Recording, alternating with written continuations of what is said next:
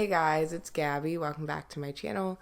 So for today's video, I have a dip powder nail tutorial, and I'm so excited for this because it has been forever since I've done dip nails, and I also partnered up with Double Dip Nails on this video, so I will be trying their dip system for the first time. And yeah, I'm just going to give you my thoughts on that and then also walk you through step by step how you can do some dip nails right at home. So first you want to start by prepping your nails, and the kit does come with a file and orangewood sticks, so that can help you with your nail prep. So I like to start by filing it and shaping my nails, and they are already shaped square, so I didn't worry about this step, but this is where you want to go ahead and cut them, shape them round or square or whatever your desired shape is, and then after that I move on to my cuticles. So this time I decided to use a metal cuticle pusher and cuticle remover to remove my cuticles, but you can also just use an orangewood stick to do this. You can push your cuticles back after you take a shower, or you can even just trim them if you know what you're doing. There's honestly so many ways to push back / remove your cuticles. You just want to make sure you're doing something because it's going to help your product to last longer. And then after that I rinsed my hands off and then moved on to the next step, which is removing the shine from your nail. And guys, this step is so important. Like, if you're finding that your dip nails kind of just pop off or they're lifting really easily, then this is probably why. So I'm just using the nail file that comes in the kit and just gently going around the surface of my nail. And you do want to be really careful when you do this. You don't need to like dig into your nail or anything, just gently go across the surface. And this file does have some grit to it because you kind of want to rough up the nail just so the product has something to adhere to. But again, make sure you're not using pressure when you do this because you don't want to thin out your nail plate. And you're just going to do this until all the shine is gone. And then next I like to take a makeup sponge or a lint-free wipe and wipe my nail with rubbing alcohol or 100% acetone. They're going to do the same thing, but rubbing alcohol, at least where I live, has been gone for months, so I've been using acetone instead. And this is just going to get rid of any remaining oils from your nail. And then after that, you're going to move to step 1, which is the bond. And again, this is going to dehydrate your nails and get it ready to dip. And you can barely see the bottle, but it does have a 1 labeled on it. And then I'm just brushing that over all of my nails. There's not much to this step. You just want to make sure you're not touching your nails with your fingers because they have oils on them. And then for the dip color, I'm going to be using Dark Forest, which is this kind of dusty blue shade. And I know this is crazy for me, but I thought this shade would be really pretty for the fall. And it also has like a slight glitter running through it. Like, ooh. So yeah, you're going to need that, and then also your dip base, which is the red bottle, step number 2. And I'm just going to apply that first coat over 3/4 of my nails. And the reason I'm doing that is to just build strength in the areas that need it the most. Sometimes people do this first coat with clear or natural powder, but I don't know. I feel like it just really depends. I do both, honestly. But right after you're done applying that, you're going to dip it into your dip powder at an angle.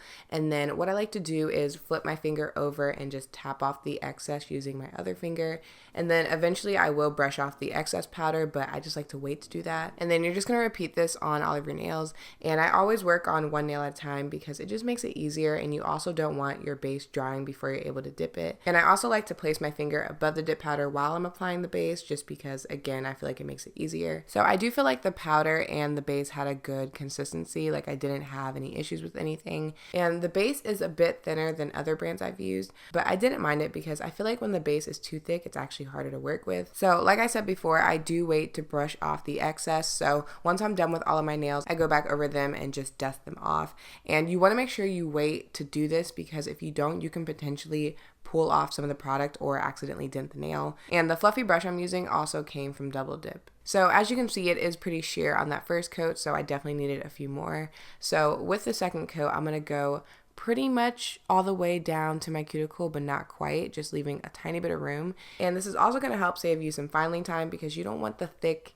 area around your cuticle. And then again, after you apply the base, you're going to dip it into the powder. The dipping is honestly my favorite part about doing dip nails because, one, I feel like it goes by super fast and it's just so satisfying. And I really like that all the dip systems, well, at least the ones I've used, are the same steps. So you really get the hang of it and they become so easy to do. So yeah, after that, I'm going to be applying my third coat, and this time I'm going to go all the way to my cuticle, but still make sure you don't get any on your skin. And if for some reason you do get the base on your skin, just make sure to wipe it off before you go to dip. That way you don't have product stuck everywhere. And with every coat of base you apply, you want to try to keep them even and thin.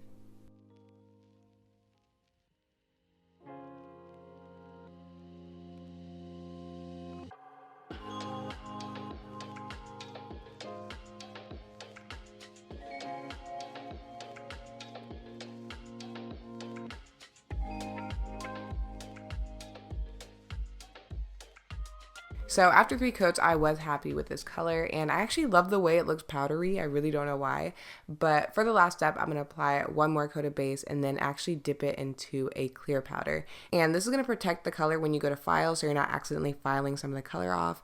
And this is technically optional, but I would highly recommend this step, especially if you have longer nails or you did a dip design. And you're going to dip your nail exactly like you did with the color, so apply your base, dip at an angle, and then wipe off the excess powder. The next step is number 3, and this is your activator, and this is what's going to harden your dip nails so that you can file them. So you really want to make sure you're covering your entire nail with this. I like to re-dip into the bottle after every nail just to make sure the brush is wet enough.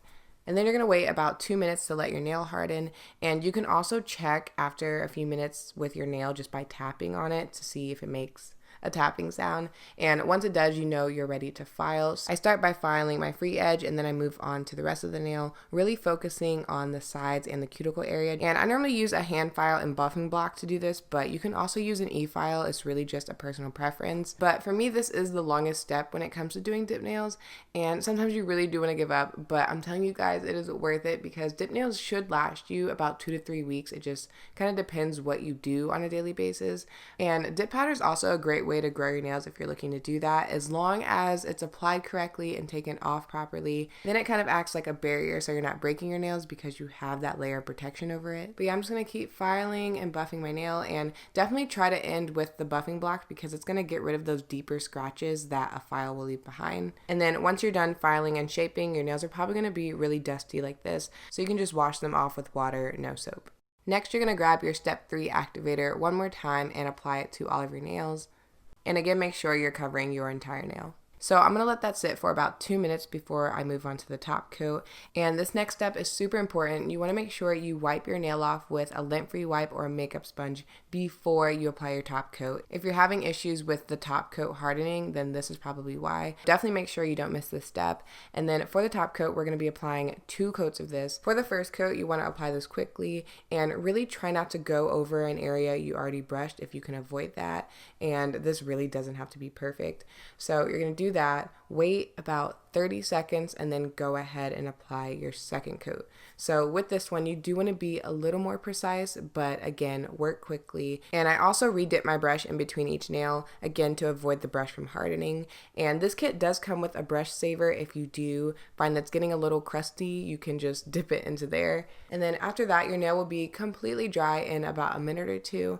And you do want to finish off with some cuticle oil because this is a long process and can be very drying to your nails. So I'm just going to apply that to my cuticle area and then massage it around my skin. And then you are done. And as I'm looking at this, it kind of, like on camera, it looks like I could have used a 4th coat, but in person it was good with 3 coats. So overall, I am really happy with the brand, and I do have an affiliate code. If you use code Gabby20, you can save 20% off. And if you're into dip powder with glitter in it, you will love their shades because even this one has glitter in it. You, again, can't really tell on camera, but it has a slight sparkle running through it that is so pretty. So definitely check them out, and let me know what kind of dip video you want to see next, because I was thinking some dip nail art or dip nails for really short nails. So again, let me know, and I will talk to you in my next video.